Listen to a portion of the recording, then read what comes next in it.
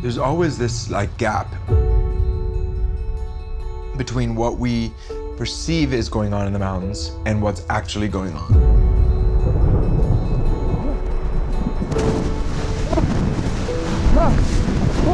The idea is that like as we get more in tune to the mountains through experience and education and everything, we like narrow that gap.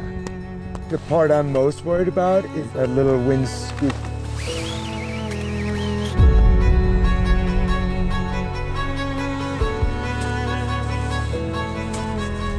That gap is uncertainty, and that's at the root of risk. And that's why the experience is so worthwhile, because it's one of those experiences where you feel like that demanded everything of me. My physical body, my mind, history of all my experience, my education, the mentorship, everything has been called on in order to like make this thing possible. And boom, made it possible. It can be dangerously empowering. Climb, Joe!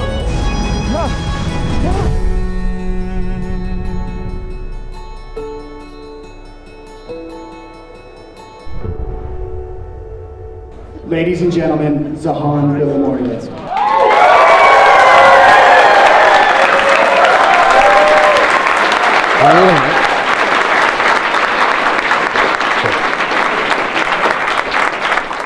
Holy smokes, there's a lot of people here. I need this too. Okay, sweet. Yeah, I'm a little nervous. But I'm psyched to be here. And while I'm nervous, I also feel that we have so much in common, right? Because we're here at an Avalanche event, so to me that means that we're passionate about snow, and particularly we're passionate about untrammeled snow, wild snow, snow that's uncertain, snow that can avalanche, but snow that we ride and create some of the best experiences of our lives. And I guess that's what we all have in common, right? Otherwise we wouldn't be here, and we wouldn't be putting all the work into understanding this medium.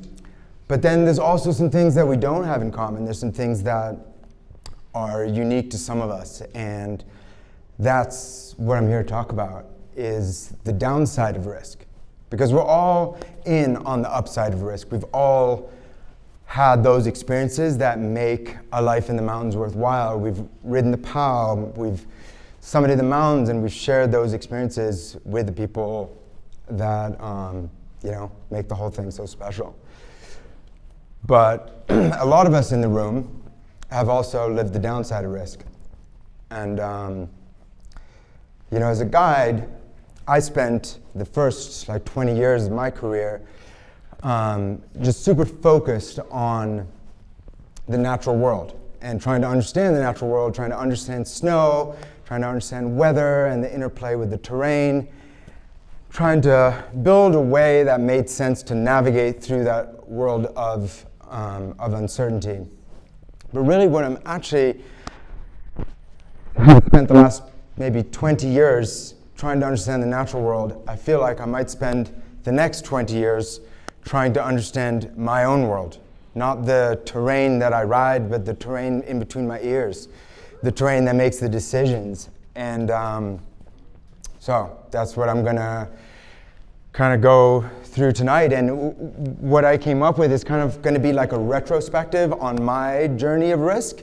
And what I'm really hopeful is that it will also stimulate your own exploration of your journey of risk and the exploration of what makes you tick and how you make decisions. Because from where I stand now, I have such a much more transparent understanding of myself and what makes me tick in the mountains and how I come to the decisions that I do than I did 20 years ago. So I'm hopeful that I can kick off that process for others here. So we're just going to go back and forth between different chunks of the movie, and it's deliberately going to be out of chronological order. I'm going to start right in the middle, and then we'll go back, and I'll just play little sections of the movie, and then we're going to cue up some slides, and I'm going to give you a deeper dive into those moments in the movie that maybe you've seen or maybe you haven't. And I'd feel a lot less lonely if you asked me questions. So just, fire away. It's pretty loose. Thanks for being here.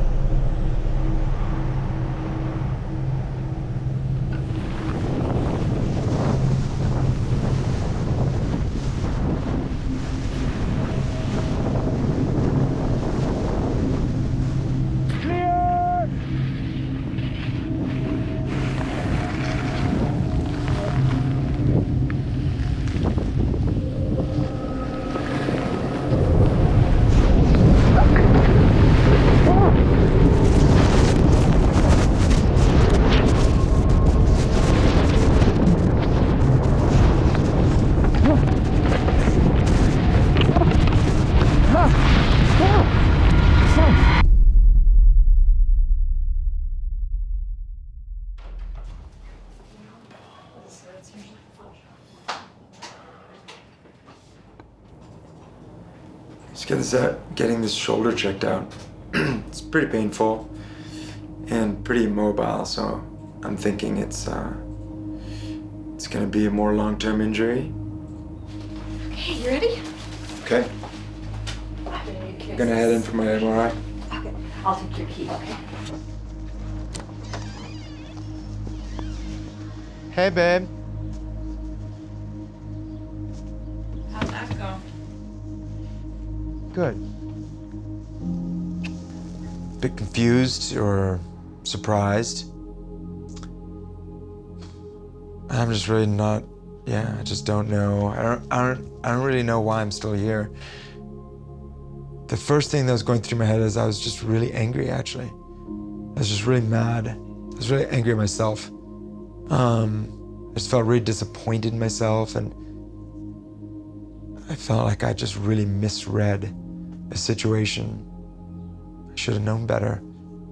I'm surprised at myself for that. I've like almost a 20-year career without ever taking a ride. Yeah. Then I also just felt like a lot of sense of like remorse over what I'm, putting my family through. That comes to mind pretty quickly. As a veteran, you feel like I've really narrowed that gap and I can perceive what nature is telling me. I can read the signs that are around me, the rime, the wind, the direction, the texture of the snow, all these environmental factors that are just like speaking to you, and they allow you to like close that gap and have this better sense of like what's actually going on below the surface here. But you never eliminate that gap. And when you have an accident, it reveals that gap. But looking back on yesterday or day before yesterday, I'm left feeling like, oh, that was a large gap. It was a misjudgment.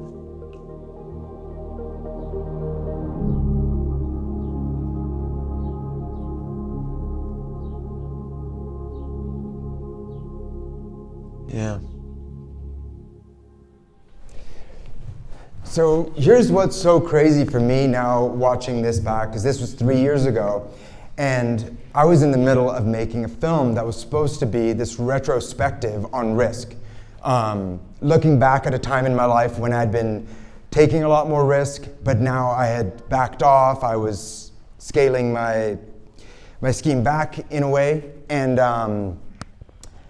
I was in the middle of making the film, and I had to leave for a couple weeks to go guide this trip in the Coast Mountains of British Columbia. And right in the middle of making the film, I get avalanched. And when I hear myself talk, because I literally flew home the day after the accident on schedule. That was my scheduled return date.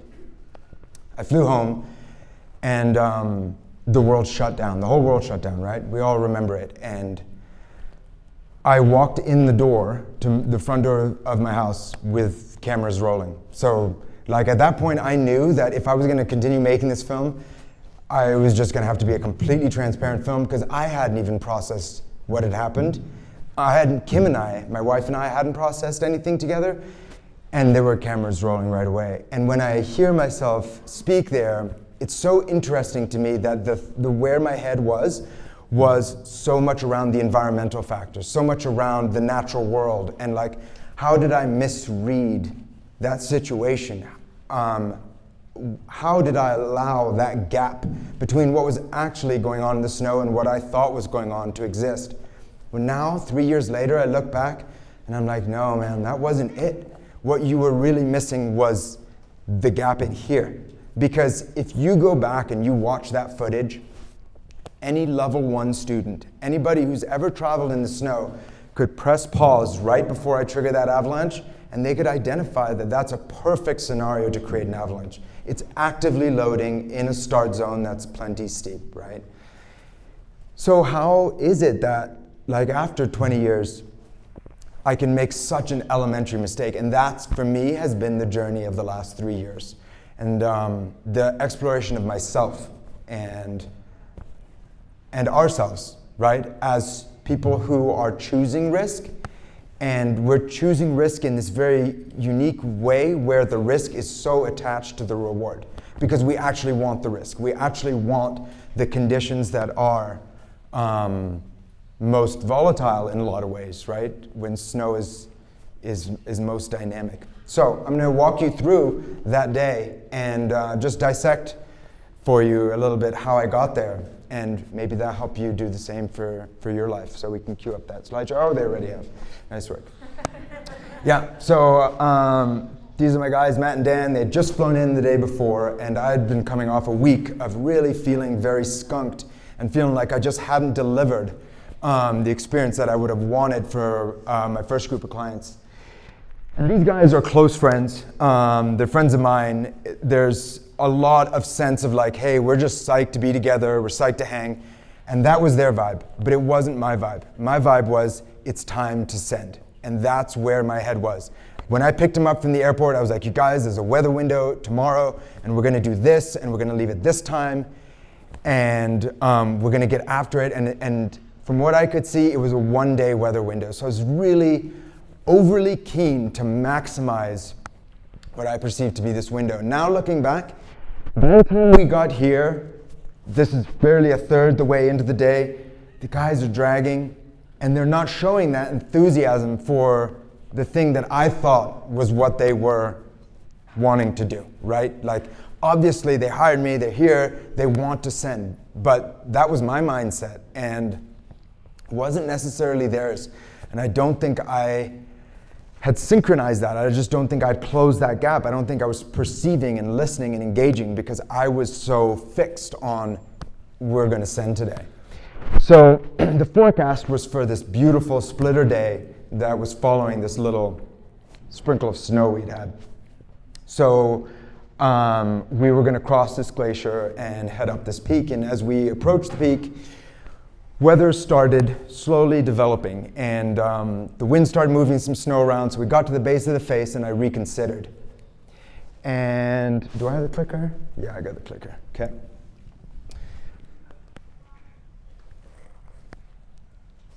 Oh, I think I have to walk over here to click. Yes, yeah. Yeah, so you can see the day is already deteriorating a little bit. And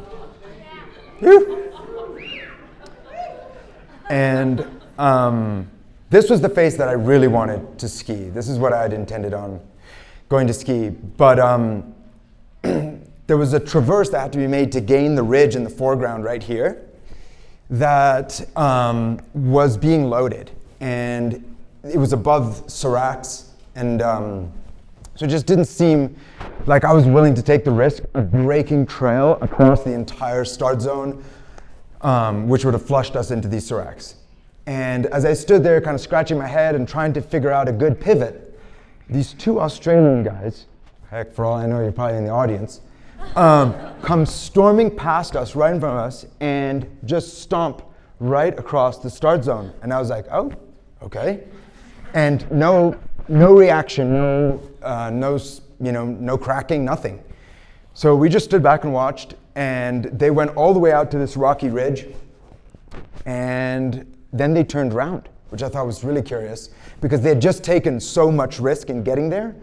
The way I saw it is that the next portion of the mission was actually all the reward. But they came back. So now they broke trail and basically tried to trigger an avalanche twice and were unsuccessful. So I felt like, wow, sweet. They just literally opened the door for me. So I had my clients wait, and I cruised out to the ridge, took this photo, and I was like, oh yeah, this is game on. So I had the guys come over. But you can see, even from the last photo to this one, we're in the Coast Range. We're I don't know, 30 miles as the crow flies from the Pacific Ocean. And the weather is so dynamic.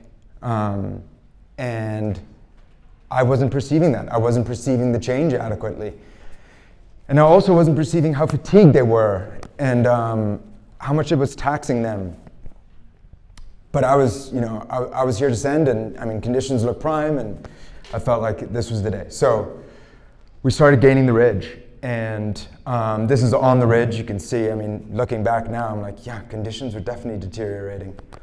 May I ask a question? Yeah, fire away. But I guess like at those moments, were there any thoughts running through your head like, No, not yet. Not yet. Like, the signs weren't significant enough. There wasn't any precip.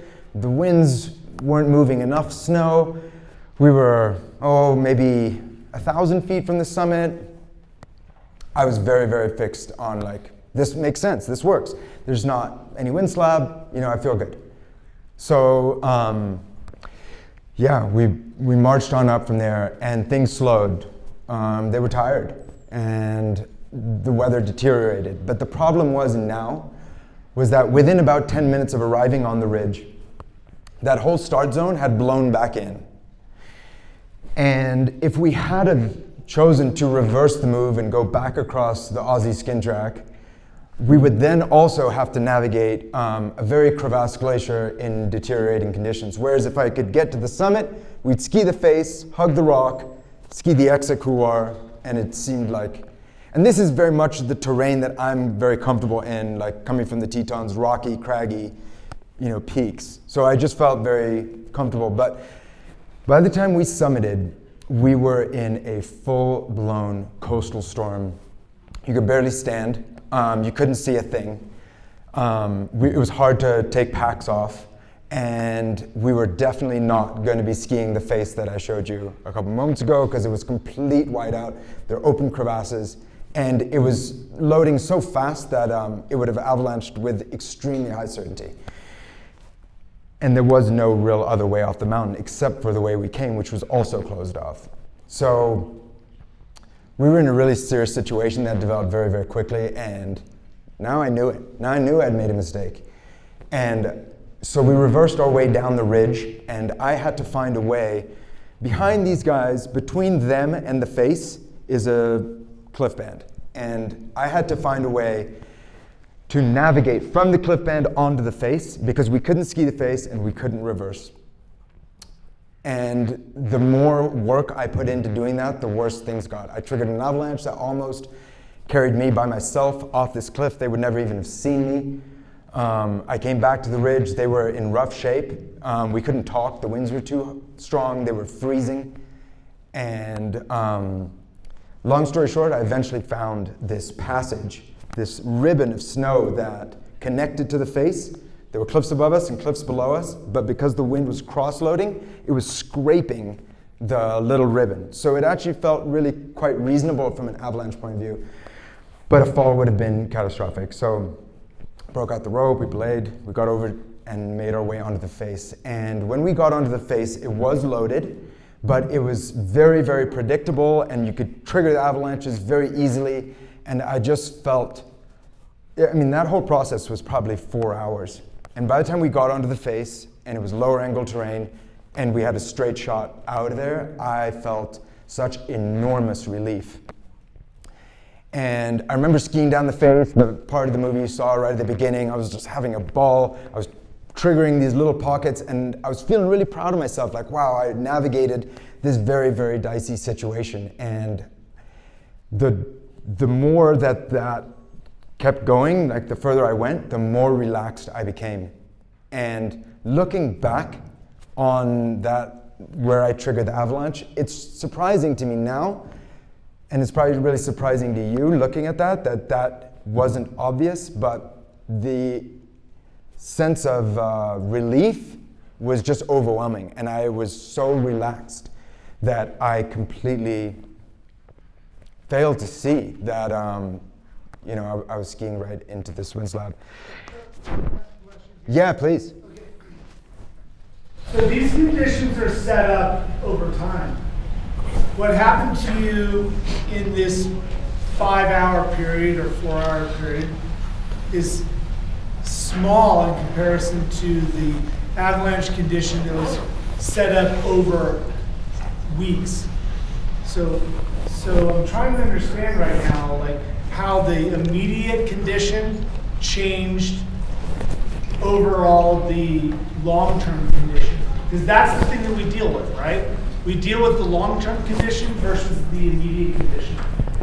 These were very much about immediate conditions. The overall stability was very, very high. There wasn't really the week prior, you couldn't have bought an Avalanche.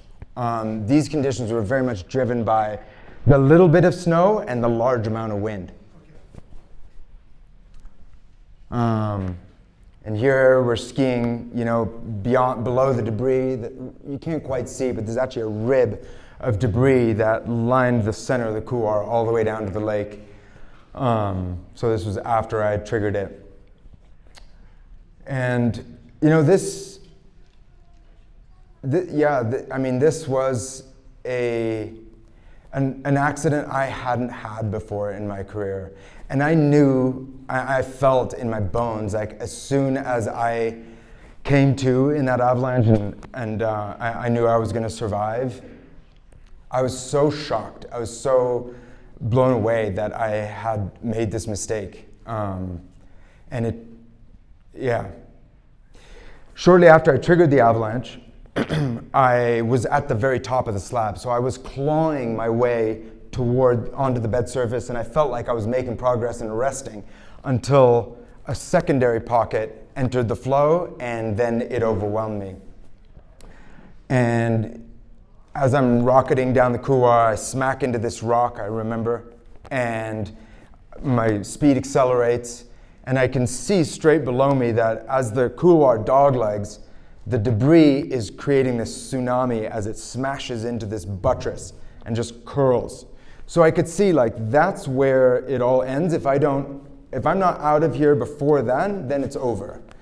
And to just be watching the movie of your life as it's closing, right? The space is closing and you're just rocketing towards that wall, was really, it was really life-changing in a lot of ways. And something happened in that moment where, at first, after I hit the rock and I had been clawing and fighting my way out of that avalanche with no success. And then I smashed the rock and I remember the impact just sort of sucked the life energy out of me. And I remember feeling like, no, this is too big, Zahan, it's over now. And in my mind, I said goodbye to my children. I said goodbye to my wife. I said, all right, this is the one we don't survive. And then at the last minute, I was truly at the last minute, I can't say how close I was to that wall, but I remember thinking, try something else. Die trying. Don't just give up. And I had been clawing on my left side the whole time. And the only thing I could think that I hadn't done was to try my other side. So as I'm rocketing down the face, and if you've ever been avalanche, you know that you just want to hold on. You just want to hug. You want to grab, You want everything to stop. So you don't want to leap. You don't want to leave. And that's what I had to do. And I just kind of did this weird pop off my left hip. And as I came down onto my right hip, the force of my skis cutting through the debris engaged with the bed surface. And I'll never forget the sensation, my tail's just locked into this hard surface. And I was like, this is it. And I stood up and it just accelerated me right into the rock wall. And the avalanche shot off and I watched it crash. And I was, largely unharmed. And this was the first day. So, we went to dinner, and these guys are great. They're friends, and I was able to be really transparent. We were able to debrief in a way that was really unique and important. And we went on to have a huge week of skiing. We had a great week. We toured all over the place. We skied. This is one of the biggest lines I've ever guided. It's an 8,000-foot run on the north face of Mount Curry. We had to navigate that giant cornice. We rappelled off a stuff sack and wrapped off the cornice and skied this amazing 8,000-foot run. It took literally all day. It's technical all the way to the valley floor. Beautiful experience. That's the start of it. And that's the story that I've told so far. But unfortunately, that week didn't end there. This is exactly 7 days later. It's the last day of our trip. And this photo is taken from inside a helicopter. We're headed into the Tantalus range. Anybody ever been to the Tantalus? Right. It's a range that I've tried to get in and guide in and ski for, I don't know, I think I've done 11 trips to the Coast Range and never been successful because just like the name suggests, it's very, very difficult to get in. It's very guarded. And I thought just preemptively, I'm going to book a spot on a heli 6 days out just in case. And sure enough, on this day, after 6 days of a very successful week of guiding apart from that accident, it dawned immaculate blue with probably 12 to 14 inches of new snow, and there'd been very little wind. So into the range we went. We were literally driving from here to the airport, and just, we touched down, we had a day to tour, and they were going to pick us up in the evening. Oh, no, that's a different chapter. That comes later. So we, I won't go too deep into this, but this is the last day of the trip, and in much the same way that I had charged forward on that very first day, driven by impatience, driven by this overwhelming sense of like, this is, it's like I had scripted the day. It's like I had already decided. I would never have been able to say this at the time. I wasn't aware that I was doing this, but when I got Avalanche, I had scripted the day in such a way that it was going to involve going into the big mountains.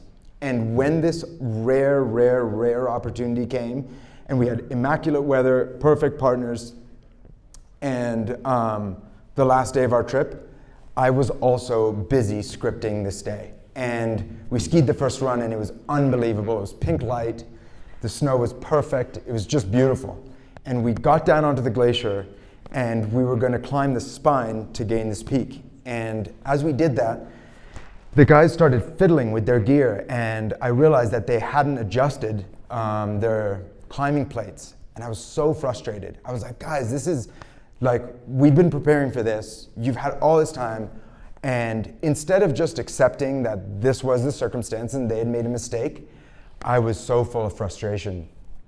And it was making our predicament very dangerous because now we're standing in the middle of a glacier, they've got their skis off, they're fiddling with gear, they're walking around. I was really unhappy.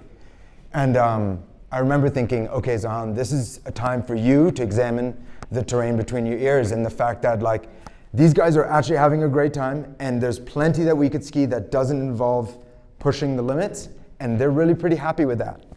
And so I made this alternative plan, but it was hard. It was a grind against the script that I had in my mind of this is how the day is going to go.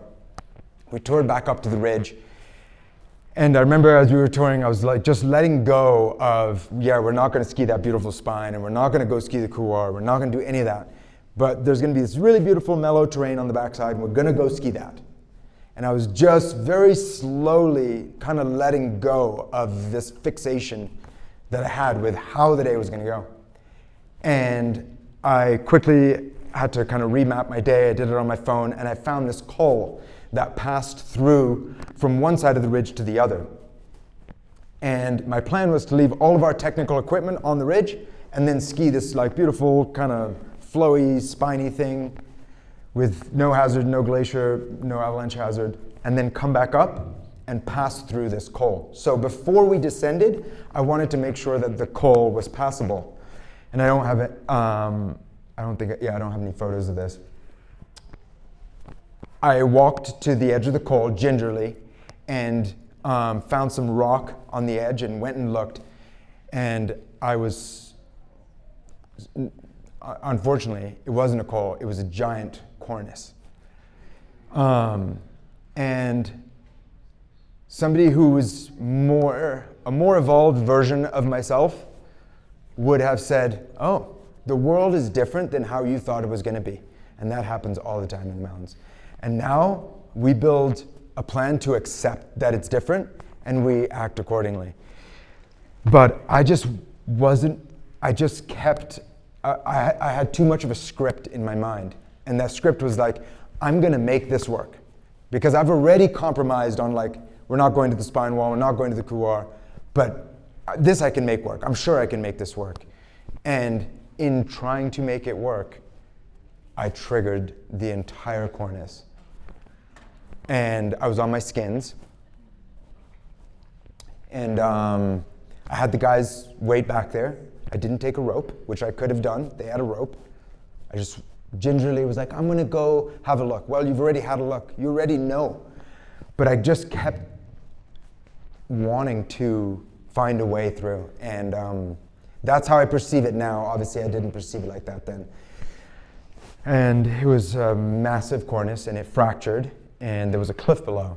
So this earthquake sound occurred below my feet, and I slipped off into this crack that formed as the cornice just spiderwebbed. And I remember it was very dark because I fell through the crack as the cornice started cracking, and I fell before the cornice came.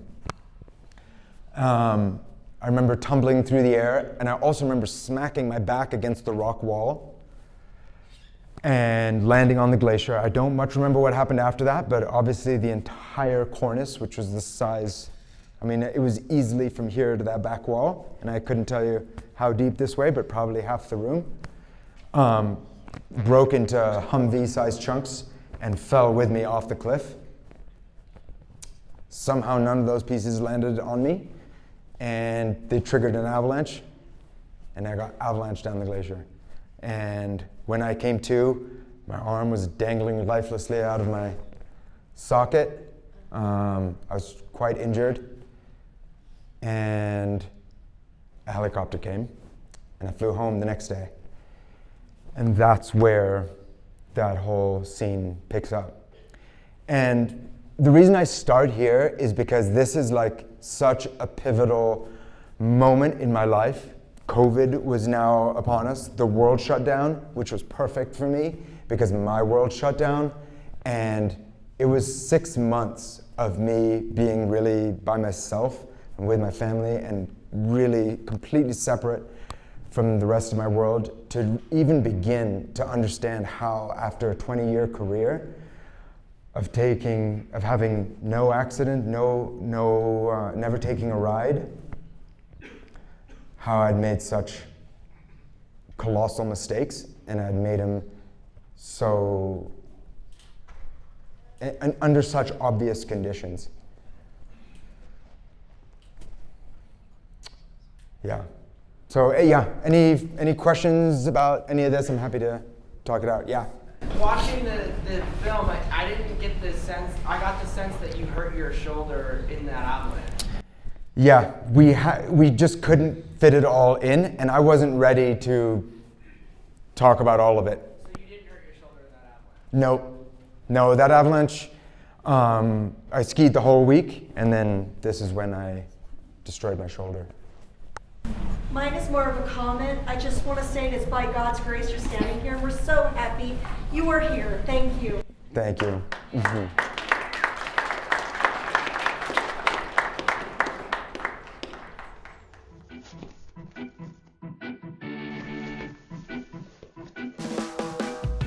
My name's Zahan Billimoria. I live in Jackson, Wyoming with my wife and 2 kids, and I'm a professional mountain guide.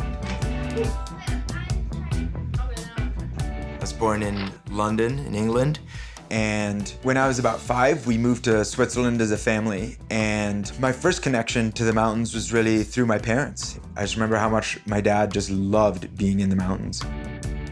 The truth is, like, the first time I really got psyched on the mountains was when I saw Cliffhanger. But really, I always wanted to get into the mountains, and I always had like photos of climbing and the Karakoram and the Himalayas and just all these really gnarly places. I, for years, had been like idolizing this guy, Christophe Profit, who is this legendary French mountain guide. And the way he just like moved through the terrain was just like flawless. Right there and then I was like, okay, well, whatever it takes, like that's what I need to be. What's that called? Mountain guide? Okay, cool, let's do that. I went to this small school on the North Shore of Boston, Gordon College. And there were people from all over the world. I was like, oh yeah, I can do this. Like, this is cool. We met in our first class of our freshman year. The icebreaker activity was like turn to the person behind you and talk about something, and I turned around and the person sitting behind me was Zahan. She's definitely someone I connected with right from the get-go. September of 2003, my wife and I left our jobs on the East Coast and decided to take a one-year hiatus. And we rolled out here with a budget of $10 a day. And that's what we lived on for 3 months in the back of our truck. And we climbed every day until our fingers were raw. First time I laid eyes on the Tetons, I'd been waiting for that first sight since we left Massachusetts. I swerved off the road onto this little dirt pullout, and I ran down to the river, and I just stood there. I thought, I'm home.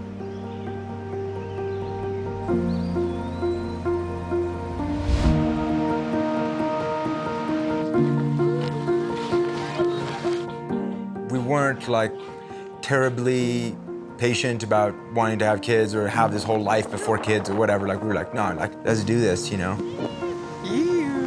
There's Santa. Where? Right up there? What's he gonna do? I was so sure I'd made the right decision at that point. It was just like, it's game on. Like, if you want that guide dream you've been talking about, you better go get it now. Wow. Nice lead. Scared.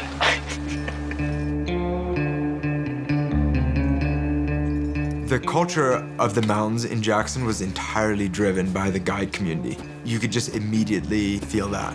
The only guide operation on my side of the hill was Yosmark, and it was run by this very well-respected local, Rich Rinaldi. He eventually tracked me down at the shop and told me he wanted to be a ski guide. I remember he told me, he's like, everybody wants to be a guide. And I was like, yeah, but I really want to be a guide, like, I'm not kidding, you know? I quickly learned that he had what it takes, meaning that he has the patience and the focus. He could think 2 steps ahead. Very ambitious, you know? The human-powered skiing, snowboarding experience is booming right now. And backcountry skiing is dangerous simply because there's so many things out there that can kill you, whether it be the weather, the avalanche conditions.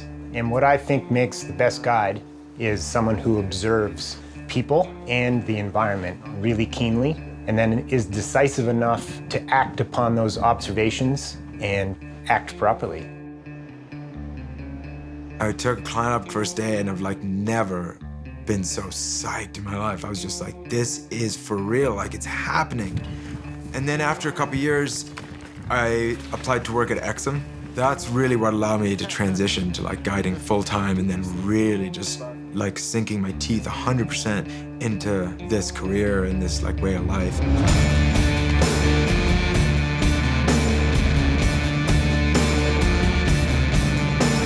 I talked to TGR about the idea of starting to film in the park.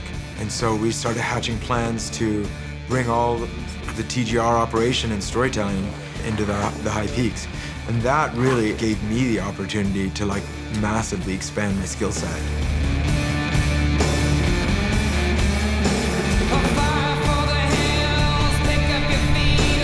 Robin.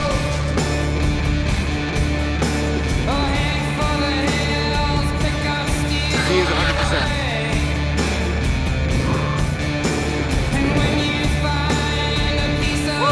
Nice.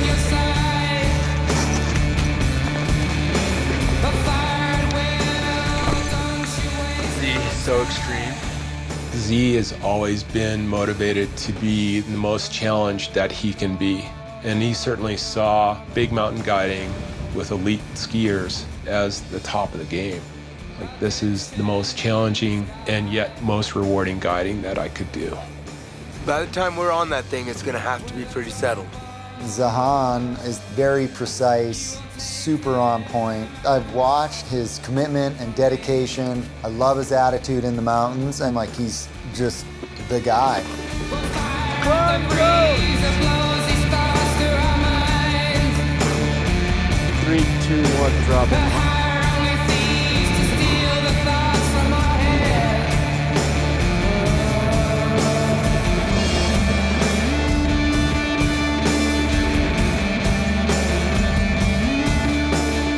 Watch the rock. Yeah. It's warming rapidly. We gotta go. Okay, I'll lock you. Come off rappel. All four down and clear. Hallelujah.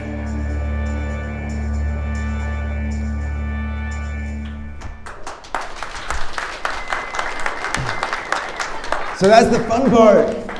That's the fun part of the movie. That's the fun part of life.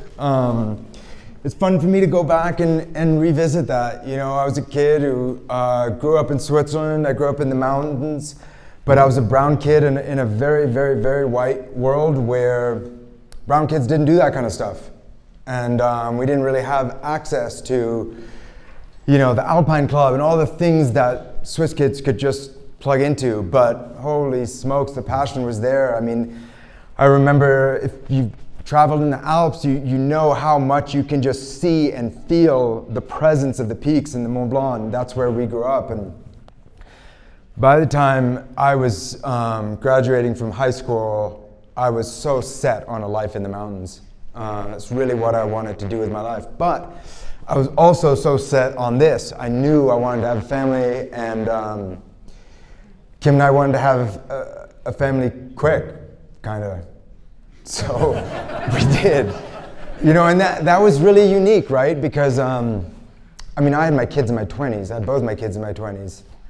And I hadn't even started my career as a guide yet.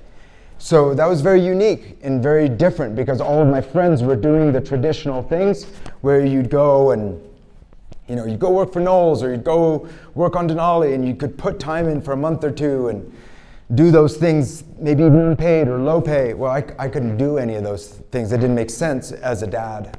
So I had to figure out a way to like build this life with kids in it. And, you know, it worked. It worked, and you know, I'm so incredibly grateful for it. And I look back on this period of my life. This is all of the period where I was really living the upside. I've got kids. I got this family in Jackson. I get to live and be a guide. To me, it was like, this is as good as it gets. This is Gemma, and that's Alyosha, and he's off to college right now. Yep. I warned him that I was showing photos of them, but I didn't tell him which ones. If you ever see them, please tell him they were super embarrassing.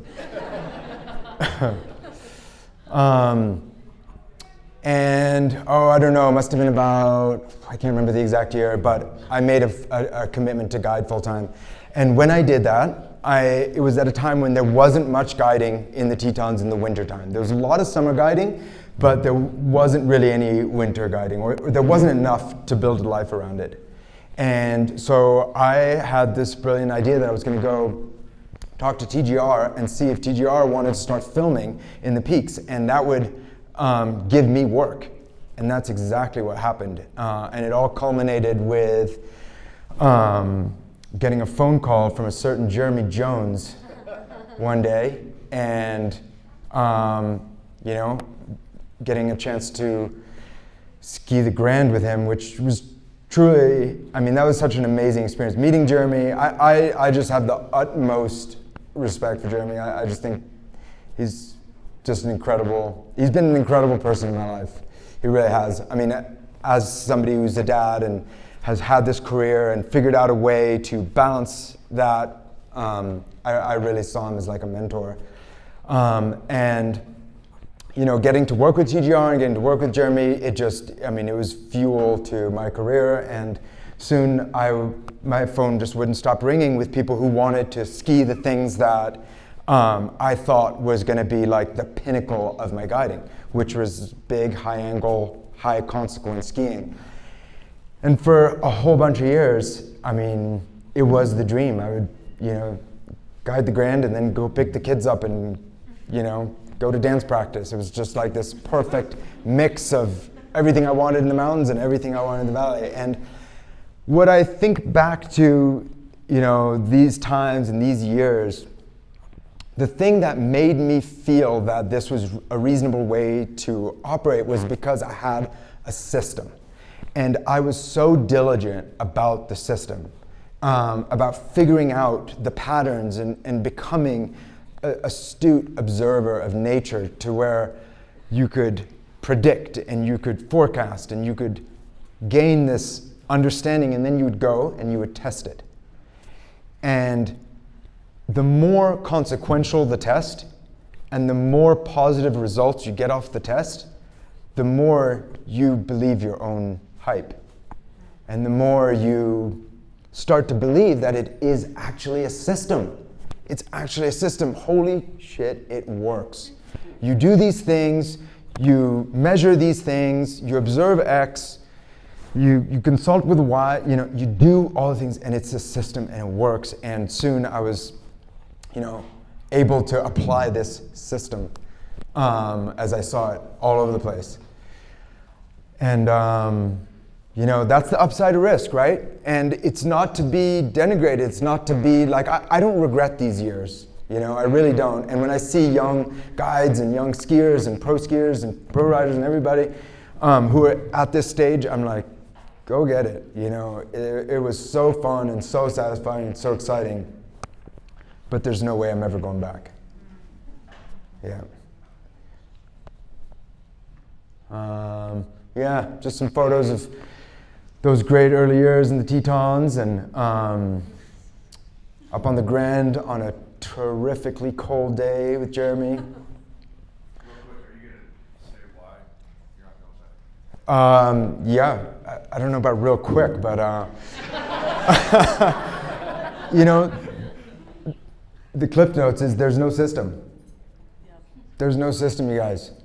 There's no system. Is there a system? Yeah, absolutely. Is it perfect? Is it watertight? No. I think the difference between where I am now and where I was then is I really believed that if you were diligent and careful and studious and astute and you did the right things, that you could actually call it manage the risk. Which, looking back now, I'm like, how did you come to that conclusion? I lost all of my close friends during those years. I lost Ray in 2010. I lost Steve in 2011. I think AJ died in 2012. It was just year after year of losing my closest friends. But in a way, I think it just kept reinforcing, because I would just study, what went wrong? What did they not see? What did they miss? And what can I glean? And how do I proceed? And I just kept this belief, this belief that there is a system out there, you just have to figure it out. And ultimately, I think now the big difference for me is I've lost that confidence and it's never coming back. And honestly, I don't want it back. That confidence is amazing. It's so powerful. It makes you, able to trust yourself in such precarious situations, but it's so unsustainable. And I'm grateful that I had it. I'm grateful that I survived it. But there's no going back, And I'll talk a little bit later about where I'm at now, and maybe you can share a little bit as well. But this is Brian Iguchi, very good friend of Jeremy's, and I don't actually think it really was that steep, honestly, but it was quite steep. I mean, that looks ridiculous.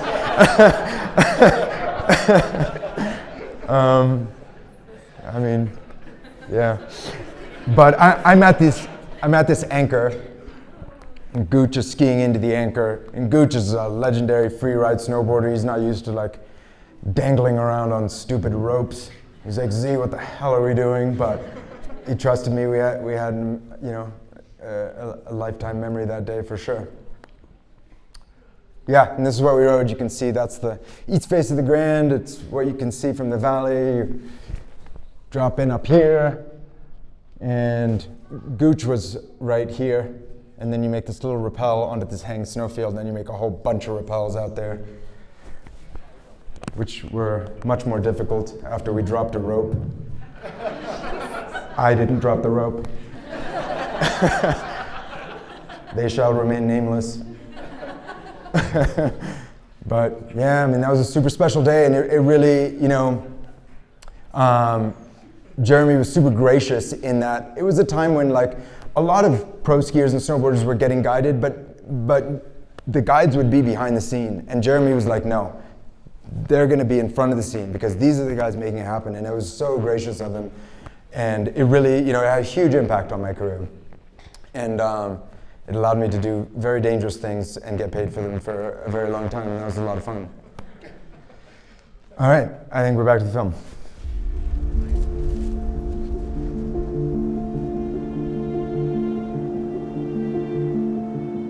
That was a really exciting era in the Tetons because it felt like opening up a new way of traveling and a new understanding of the terrain that was making things accessible that hadn't felt accessible before. That was really exciting. It was a really thrilling time, but it was also a time that seemed to have a lot of death.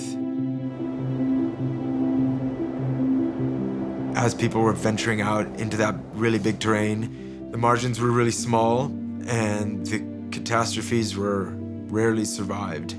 That was the beginning of an era of losing friends.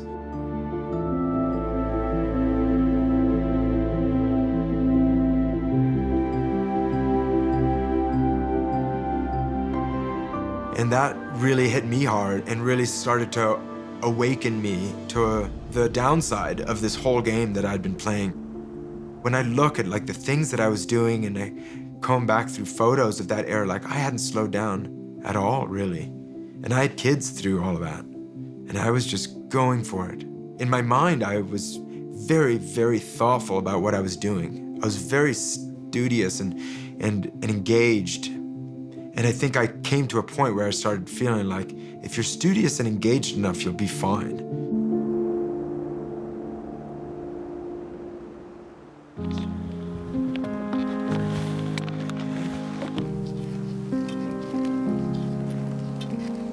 In 2015, it was the end of the season, and my friend Brooke was having a birthday, and we were gonna just get a boys' mission in the mountains. So we set our sights on the sickle, and we were in a rush, of course, because we wanted to get there before it got warm. So we were kind of approaching with some trepidation, but as soon as we got to the basin, we found that a massive D3 avalanche had already run, which meant that the conditions for skiing were going to be pretty poor, but that there probably wouldn't be any avalanche hazard because the whole thing is already run. So we climbed over the debris pile, and we're boogieing up the couloir, and it's just really firm. We're on the front points of our crampons, and there's a little skiff of new snow, maybe 1/4 to 1/2 inch, just a tiny little skiff of snow. And everybody's fit, we're moving fast, and we figured we'd pull off for a quick sip of water. Where we're forced to pull off is not really a very sweet spot, and I'm looking up, and you can kind of see that we're right in the barrel of the thing. So we're like, you know what, we'll just pull off to the left, and I pulled off as far as I could, and the boys all stacked up next to me. And I hear this hissing sound come from above. And I look up and I see this small stream of snow just hissing its way down this runnel that's formed above us. So I yell quickly, "Heads up, boys!" And I step to the left to just pull out a little bit further. But my concern level was pretty low. It was pretty small. It fans out as it approaches us, and it hits my right boot and starts washing over my boot.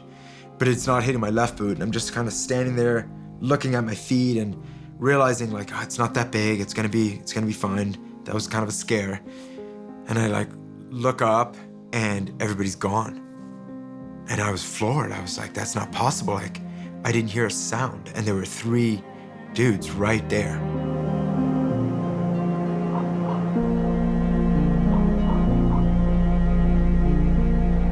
It took a moment before I fully reckoned with no, they've been washed off. They've all been knocked off their feet and they're gone. And I'm looking down 1,000 feet of icy couloir and I can't see anybody. And I just turned around and I just ran straight down. As I'm approaching kind of the apron, I can see this body crawling across the snow. And it's Brooke, and he's like, "I'm fine." And so we're like, okay, so where are the boys? They're off on the left, and they're not really moving. I find Luke, and he's not breathing, and he doesn't have a pulse. And I turn to Steven, who's just within a few feet, and as I approach him, I can hear that he's breathing, It's really labored, but he is breathing and he has a pulse.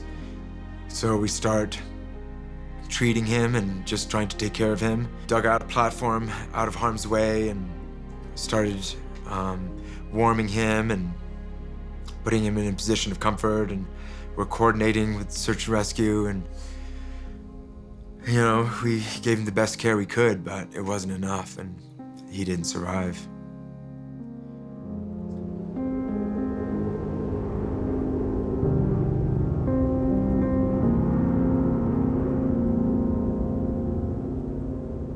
You just looked down and you knew, like, life's gonna be different.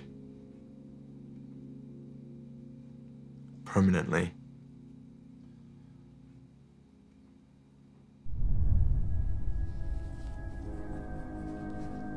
There's this inevitable experience of wondering why you survived.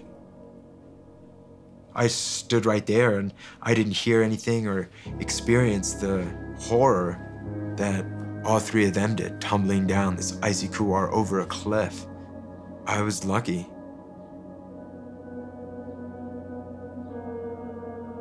Seeing children who've lost their parents, their fathers, is just, you know, that's a lot to reckon with, and I just felt like they need to not be around like that much death.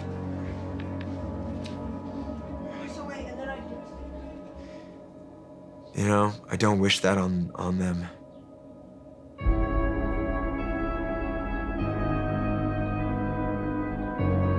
I think I couldn't correlate reality with my perception of risk. It just seemed like I need to do that every day. I need to do more. I need to go bigger. You know, and then the accident happened, and a lot of that way of being just did not make any sense.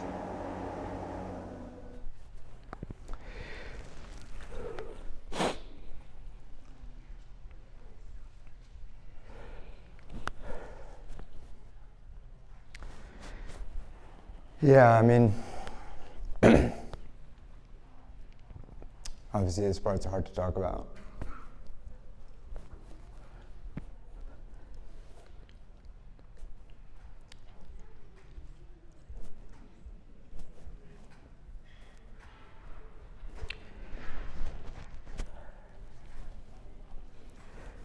But I think for me, what, like retrospectively, I can look back on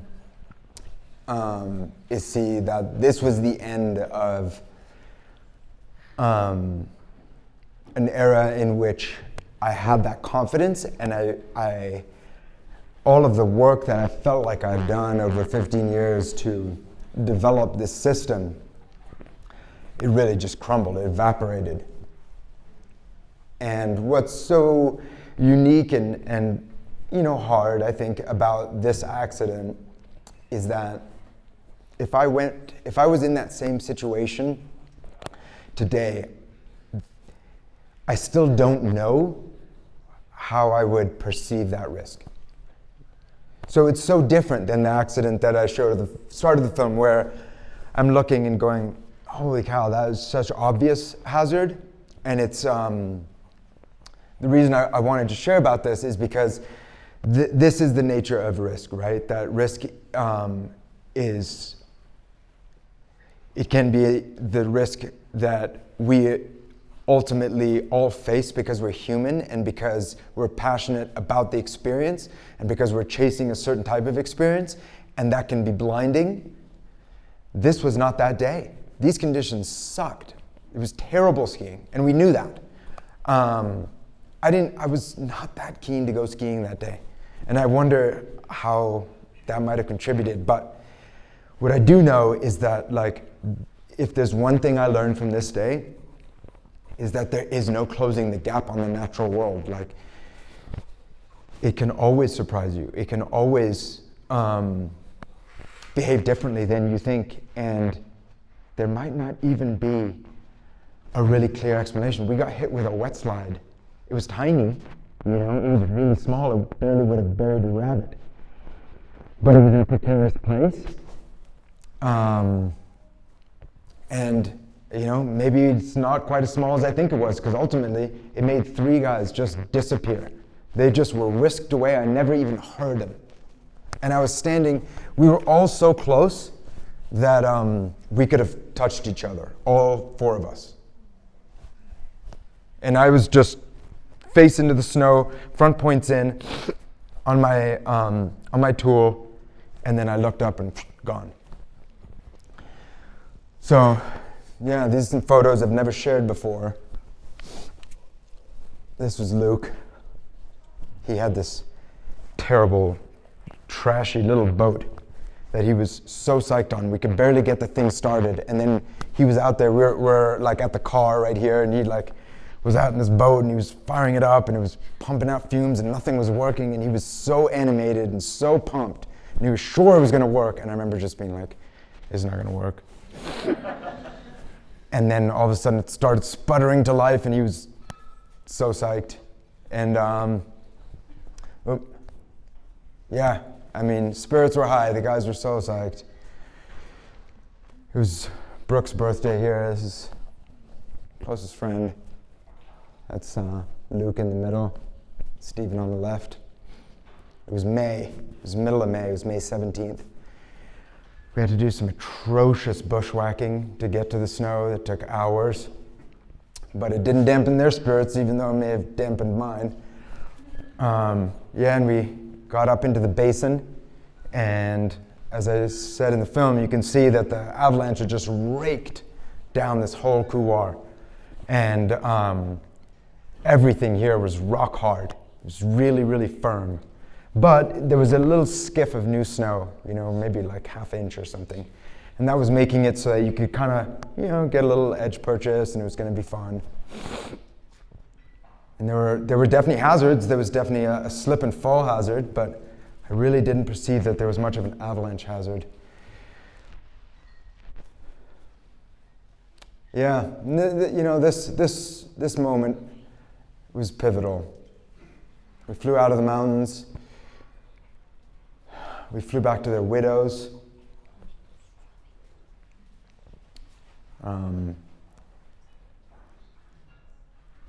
Kathy and Sarah, who are still close friends. And this really, if there was ever a moment that felt like, hey, maybe it's time to move on from the whole thing of the mountains, this was the one. This was definitely the one, because I just couldn't explain it, I couldn't understand it, I couldn't perceive what I had missed. This was hard. And that was the run. We were somewhere in here when we got hit, and ultimately what I believe happened was that very light snowfall started sloughing off of these cliffs. And I had Jim Woodmansey, who's a legendary weather forecaster who lives in Jackson, pull a lot of weather data from that day, and he said that some of the airport data suggested that even though we were in the clouds, the cloud ceiling was quite low, and it's possible that sun was hitting the terrain above us and may have caused some of this to initiate. But the problem was that we were just in such confined terrain that even a very small avalanche had a lot of force, and it was steep.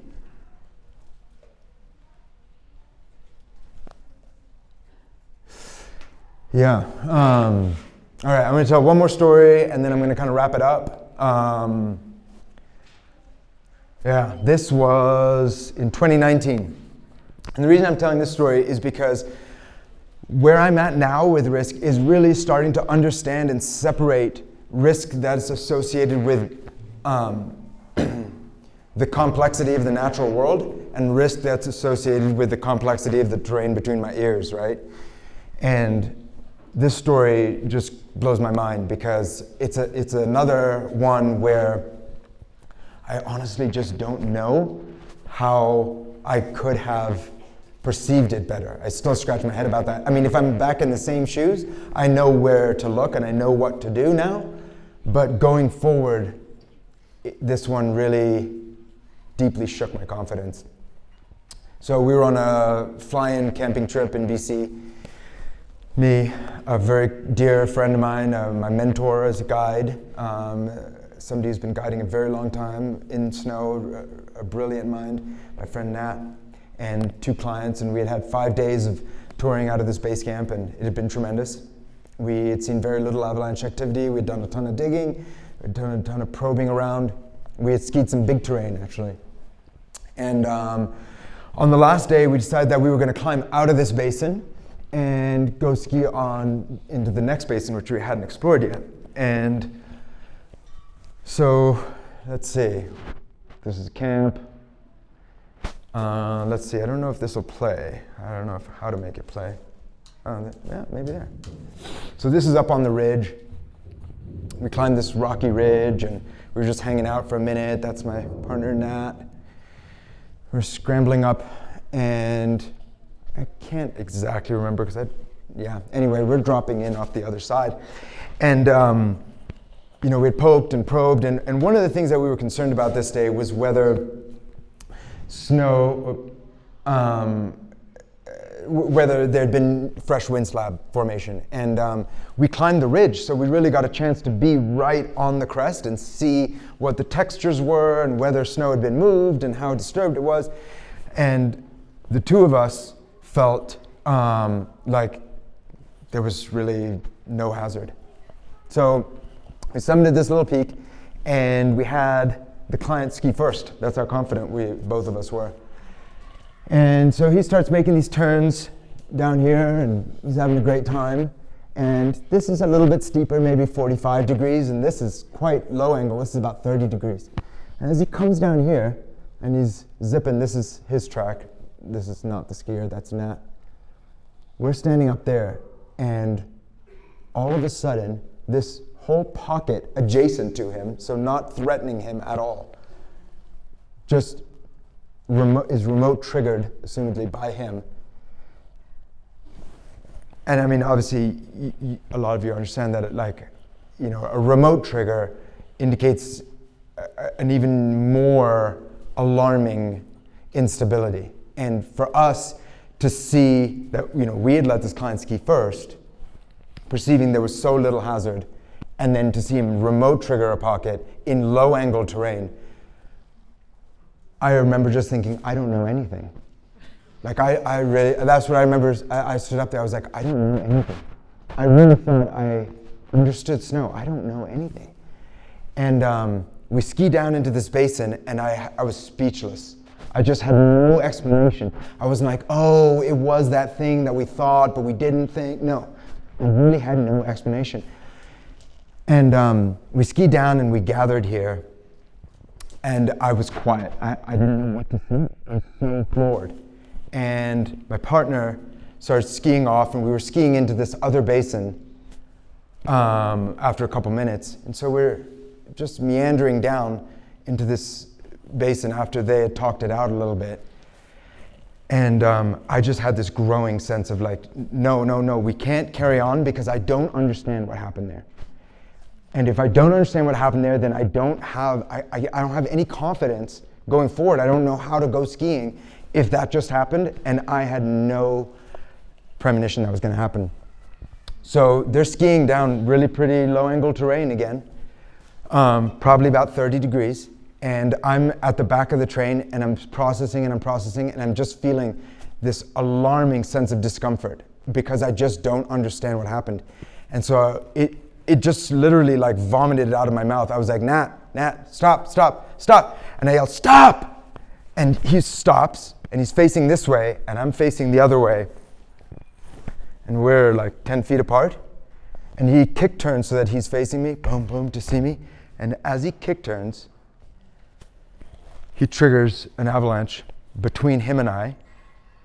And it's about 2 feet deep. And he's on the top of the slab. And I'm just watching him just pull away from me. And he does this awkward leap belly flop thing and craters onto the bed surface. And we watched the crown just propagate. And it propagated so far and so big.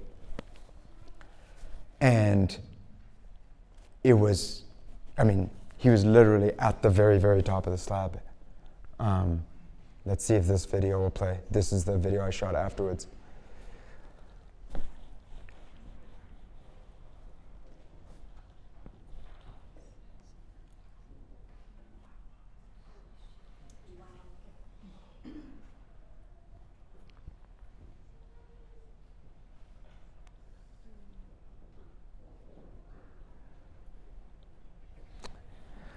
And what you don't totally see in the video, you could see that there was like a pile of debris down here, and that was obvious that it would accumulate down there.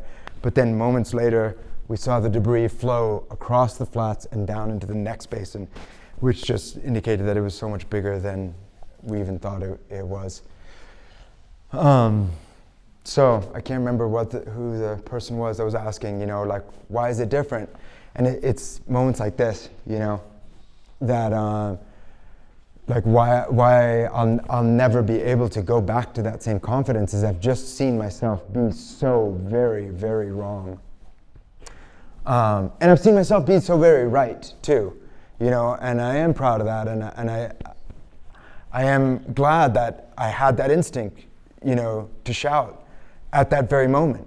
But it's just such a deeply unforgiving place and environment. And that's the nature of risk, whether it's the uncertainty of the mountains or the uncertainty within ourselves. That's where I'm at with it. So I'll play the last bit of the film and kind of talk about, going forward and what's next. And maybe you guys can chime in with your questions or your own thoughts, your own journeys. I'd love to hear that too. I want you to bring your right ear down towards your right. It's kind of ridiculous, really, how selfish what I do is,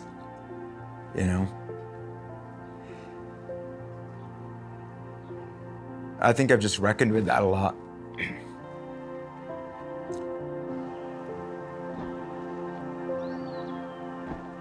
Yeah, so I don't really know, what's coming next, but I'm really not very afraid of it. I'm like, yeah, change is good, evolution is good, like growing is good,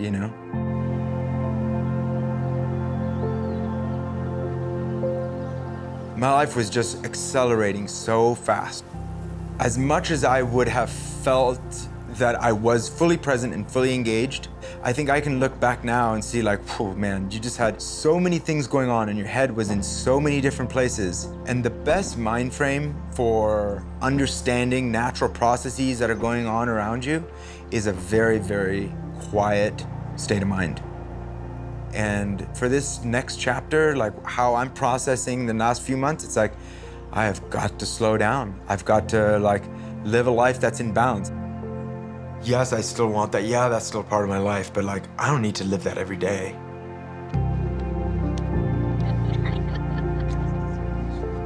Risk is why we love and hate the mountains. The experiences that a high-risk environment yields are very, very special. And I do feel for me that they are like inherent to what it means for me to be human. We're on the right side of the Grand, it's like steeper, and then there's like a flat tabletop bit.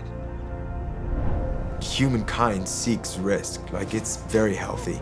It's not Disney World, and that's why it's special. Like that's why we all seek it in our own ways, but I feel like human beings belong in there. Nice one, dude. Andy.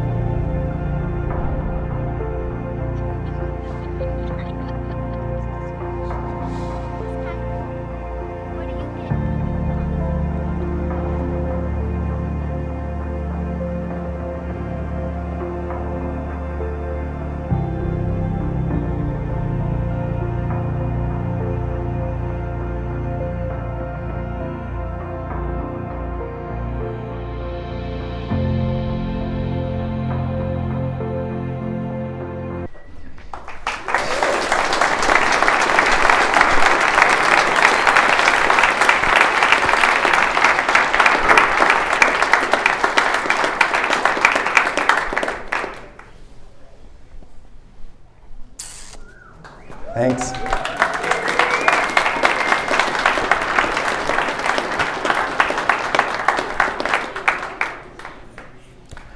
I guess maybe like my closing thought, and I'd love to engage you guys. My closing thought is that, we live in an era in which we can actually choose to minimize risk more than has ever been true for humankind. And yet there's like the better part of 1,000 people in here who all are deliberately choosing risk. And that makes sense to me. It really does. Like,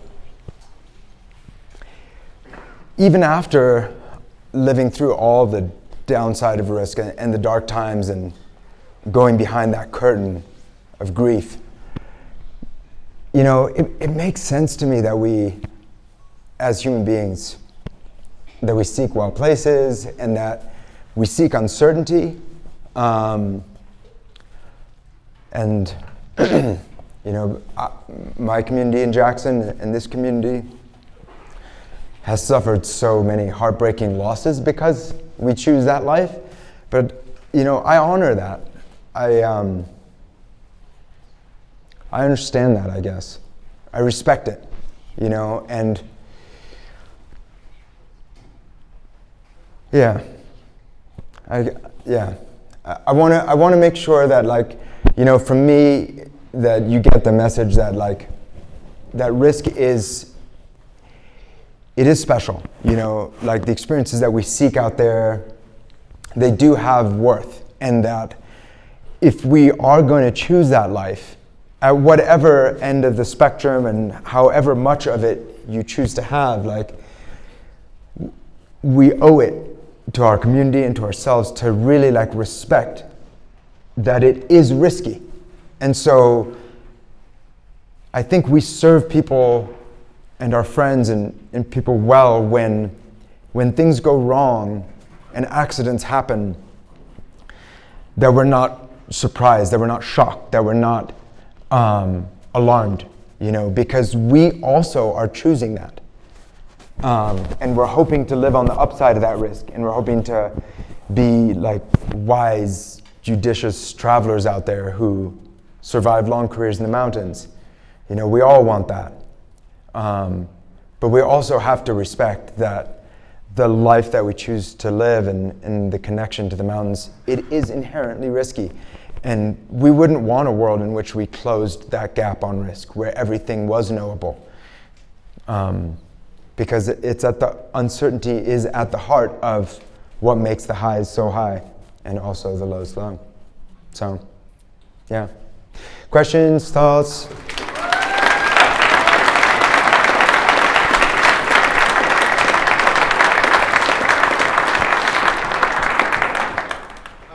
You talked about, your younger years, and you referred to people that are up and coming, and you referred to more of like the pro skier side of people that are pushing the limits and that whole deal. But for someone who's more of a middle class skier, if you will, who's on their own journey of wanting to push their limits and go out and get scared and get that feeling that we all love.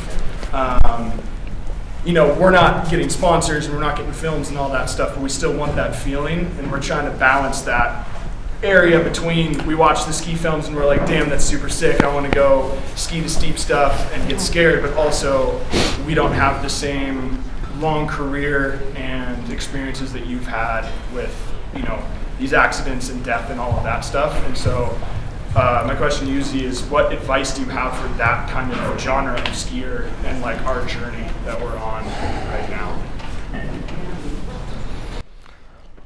I can speak from me that, like, when you go through all these things, it really helps you, like, synthesize, like, the why, like the deep why. On the surface, you live a high when you go out there and you have that experience. But for me, it's like when you choose to come back after, these kinds of tragedies, you go really, really deep into the why. And for me, ultimately, what my why is wilderness.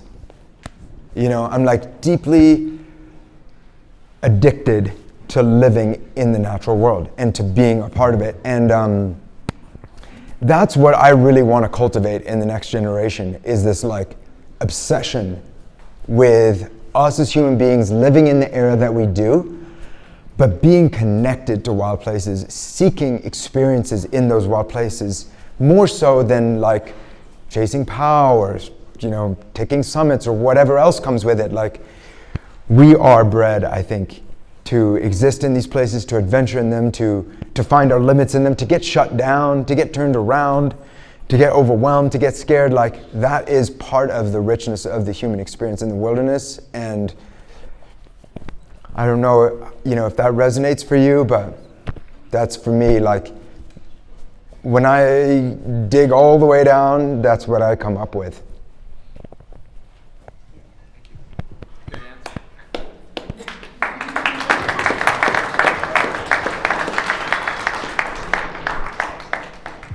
So I really appreciate your humility, and I think, one thing that we need to pay attention to out there is we get confident in our local surroundings and what we have here.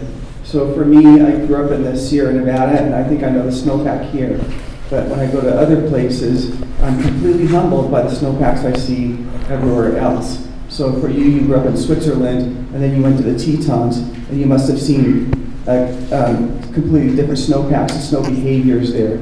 So I think humility needs to come from when we go to different places, be it Japan, British Columbia, the Cascades, Utah, Colorado. All those snows and snowpacks are completely different and behave completely differently than what we might be used to in our where we've developed our local expertise.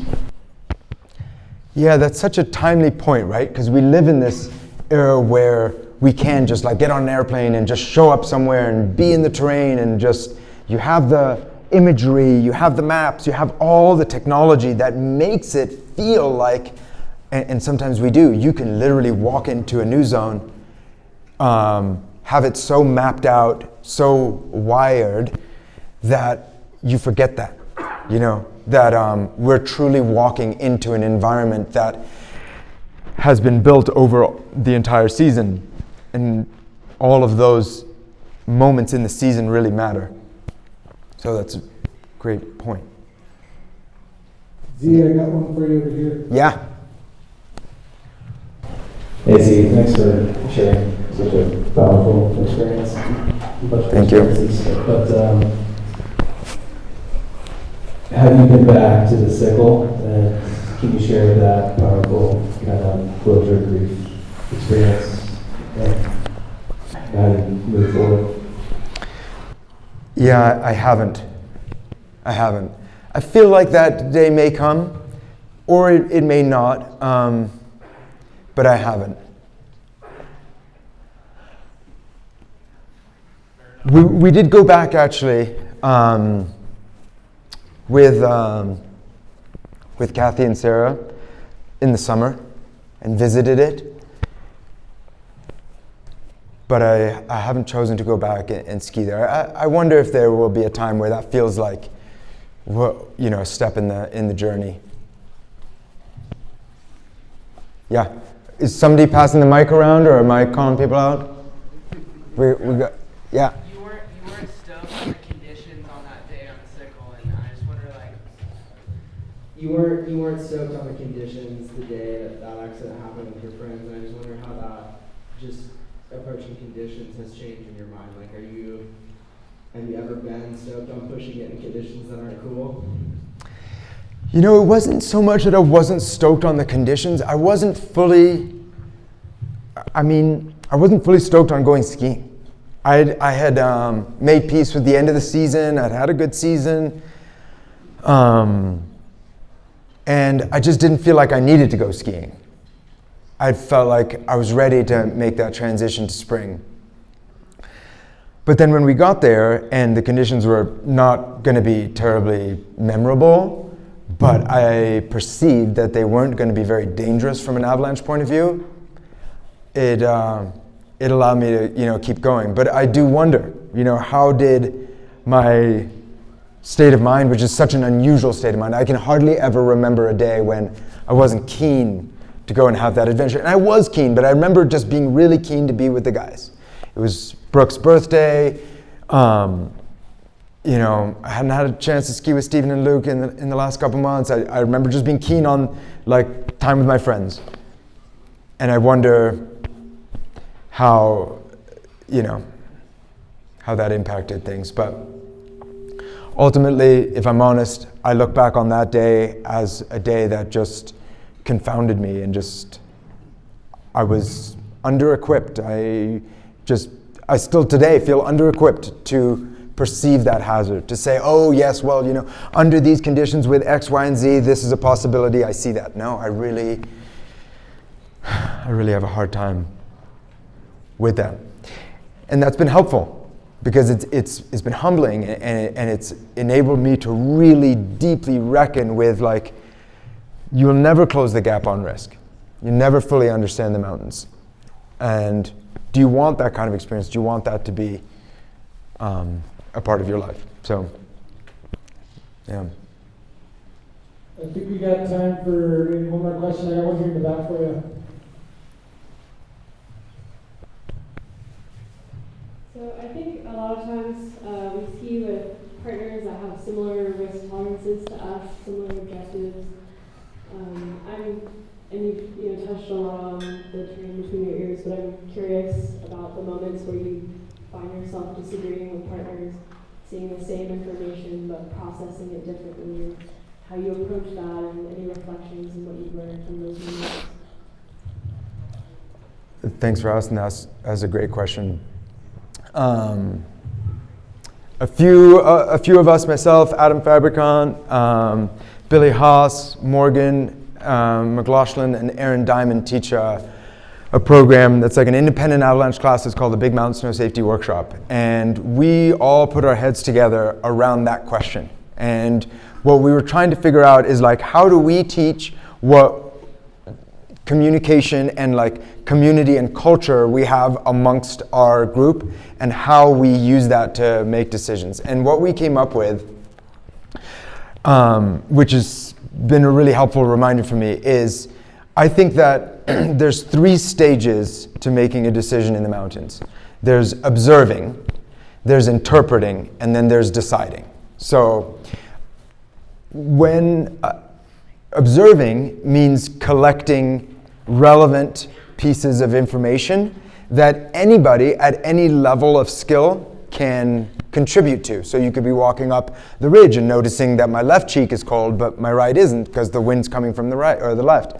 You could notice that there's a cornice. You could notice changes in the texture of snow. You could notice that one side of the trees is rimed and the other side isn't. So those are just observations of nature.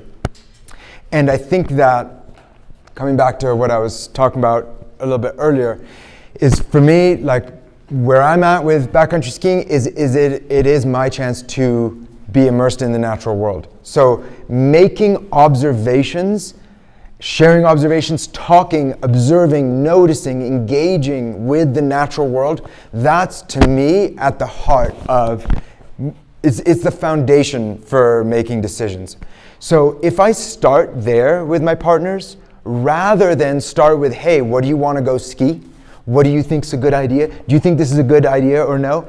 No, that's so far down the line. I want to start with like, what sound is the snow making under your boots? How does this, how does that texture make you feel? What do you think about, the temperatures or these types of things, like things that we can all observe. Then when we get to that second stage, now we're interpreting. We're trying to say, what does it mean that there's a cornice here when there usually is a cornice facing the other way? Or what does it mean that we expected this snow to be dry and chalky, but there's actually a zipper crust? What does that mean? What's the implication? And once we've had that discussion, then we get to what makes sense to go ski. And what I love about backcountry skiing is it is so slow. It takes so dang long. And so, I love that aspect of it.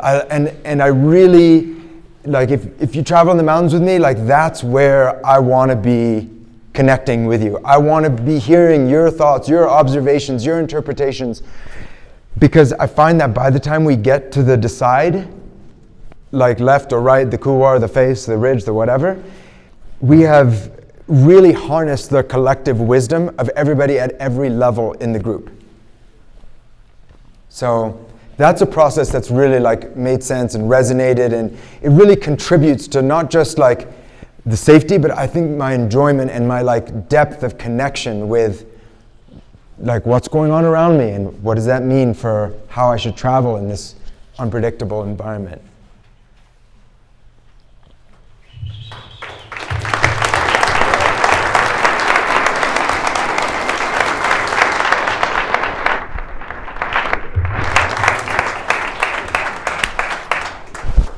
Wow.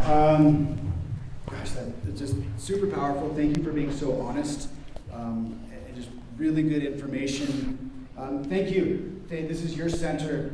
You guys are funding our forecasters to help you make better decisions. Once again, Z, thank you so much for being here. Everybody give it up.